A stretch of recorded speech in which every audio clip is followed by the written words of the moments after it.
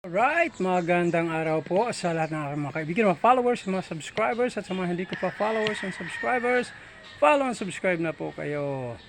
Okay, so ngayon, katatapos ko lang mag-gym at nakaligo na rin. Okay, so pagkaligo ko, ito yung usual na aking kinakain. Share ko sa inyo, baka sakali magustuhan nyo rin. Ito, ginatan po siya. Ano ito, yung Ayan. Black at saka red beans. Okay, pinaghalo ko siya. Binabad ko siya ng isang araw.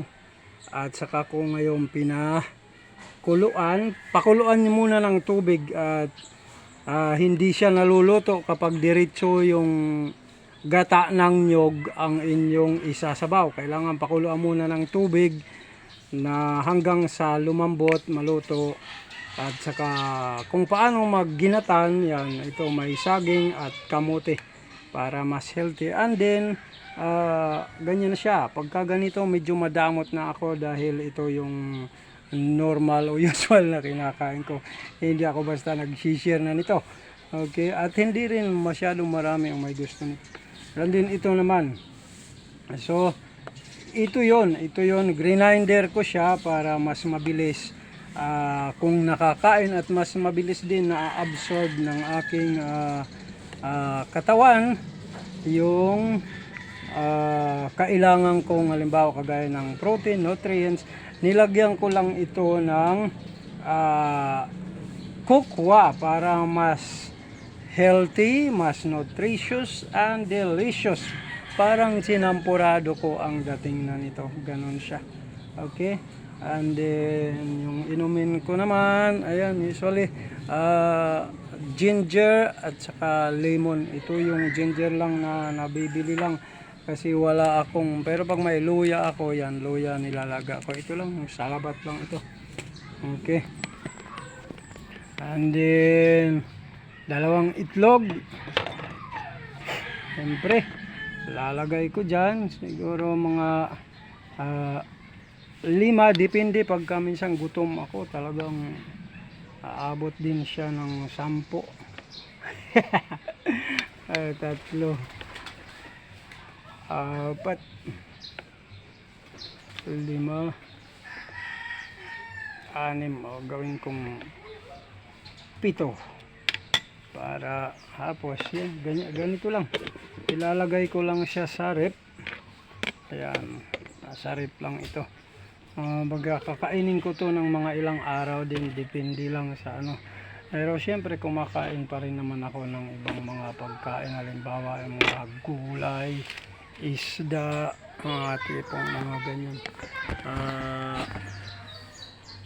Ganyan lang ang mga usual na kinakain ko pagka ako ay nag-gym o mag-gym. Okay, ayan na, bugchi na.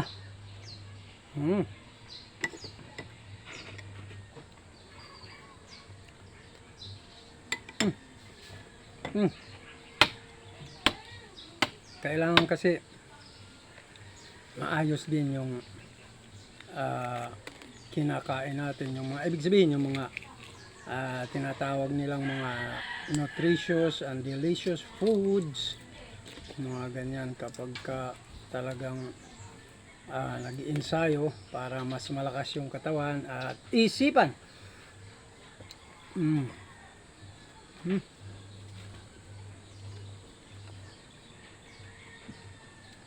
Kain po tayo, almutsaw.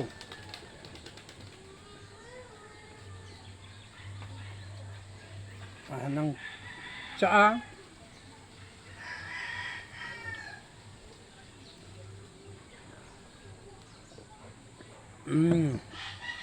Sarap din siya. Yung lemon naman, maganda rin sa katawan niya, nakakatulong siya sa pagpapalakas ng immune system. At siyempre yung luya, maganda rin sa katawan niyan. Alam naman natin lahat yan. Talagang kung di ako nakagkakamali, tumutulong din siya para sa mga swelling, yung mga tipong ganyan, o pamamaga, yung mga tipong ganyan. At iba pang benepisyo, hindi lang ako sigurado, nakalimutan ko na. Matagal na akong hindi bababasa ng mga nagagawa ng pagkain.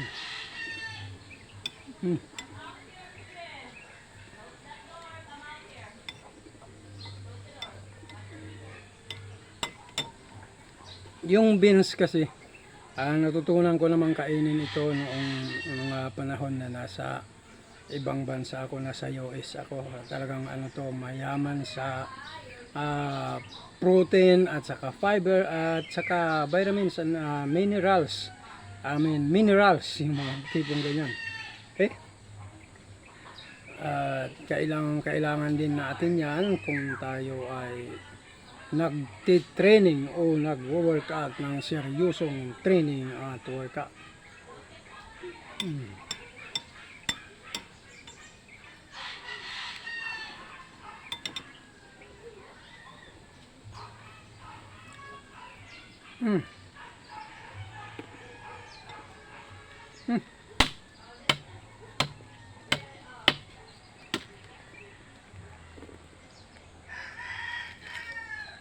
Ngayon, diba? So usually ganito na lang yung aking mga ginagawa kong supplement, yung pagkain na lang. Pero noong araw talagang umiinom din ako ng mga supplements na yan, lahat ng mga klase na yan. Ayan. Pero ngayon pag nagkakaedad ka na, para mas less na yung iba-ibang mga tama ng kung anong mayroon sa, halimbawa sa supplement. Kasi hindi rin naman pwedeng walang chemical talaga yon. Kaya yun na lang yung ginagawa ko, more on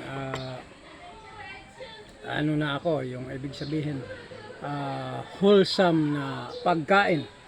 Kasi para pag nagkakaedad ka, mas ingat na tayo dapat.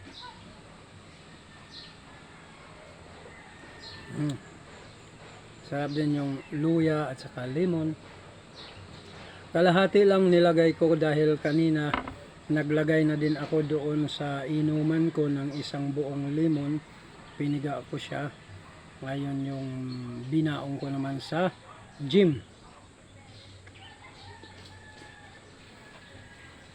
Alright.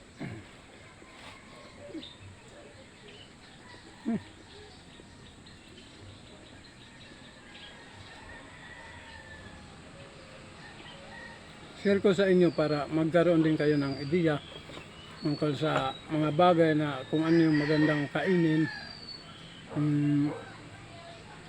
pagka kayo ay nagtitraining o nagwo-workout. Kasi usually yung mga nakasanayan natin, talagang mga kamote, mga tipong ganyan, saging, okay naman mga yan. Kasi ito may kamote, saging din talaga to.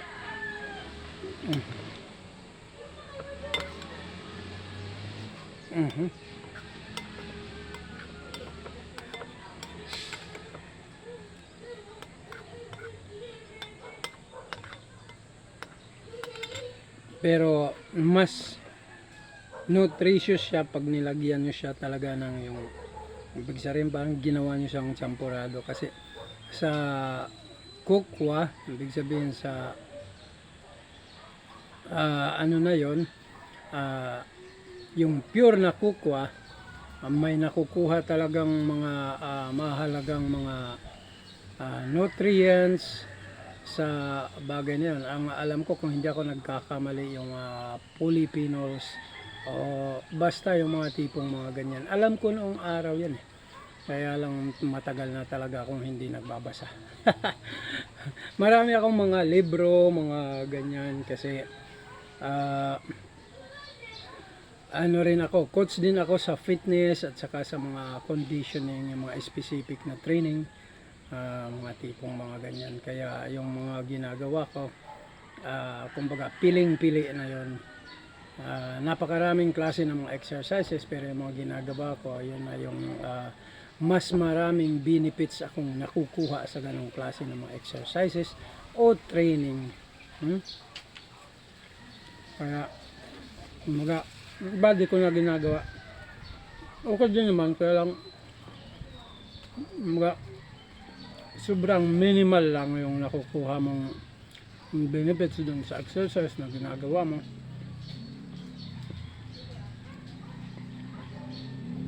Kaya doon na ako sa, kung sabihin, pang all-in-one na.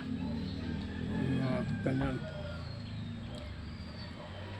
So, yun yung kaibahan o advantage mo na napakalaki kapag alam mo yung mga ganong klase ng training. Hindi ka na parang tsamba-tsamba lang o kung maisip mo lang o kaya nakita mo lang kay ganito na ginagawa niya to, eh, gagawin mo rin. Ganun lang.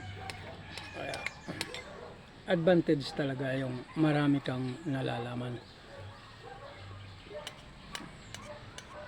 Kahit man yan sa anong bagay, lalo na kung sa martial arts, mas napakalaking advantage kung mas marami kang alam. Yeah. Huwag kayo hihinto sa pag-aaral ng iba-ibang martial arts kung hilig nyo talaga martial arts at kung gusto nyo maging mahusay na martial artist. Kasi ako talagang marami din akong inaral. Yun nga lang, talagang yung hinahanap ko, late na nang malaman ko na wala pala yung hinahanap ko kasi ako pala yung gagawa ng hinahanap ko. Kaya hindi ko siya makita.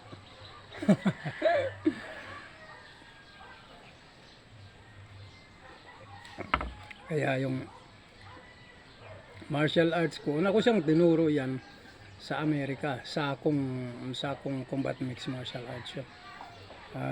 Ngayon na, alam ko may kulang sa martial arts ko, pero hindi ko nga makita kung ano talaga kulang. Kaya pala di ko makita, ganyan sabi ko, ako pala ang gagawa para maging mas kompleto, mas kakaiba siya. Tipong mga ganyan. Right? Maraming salamat. Hanggang sa muli po, sana kahit paano ay mayroon din kayong natutunan sa mga kakainin nyo kung kayo ay nagte-training, seryosong training, mga tipong ganyan, at sa mga konting bagay na aking nalalaman. Maraming salamat po. Hanggang sa muli.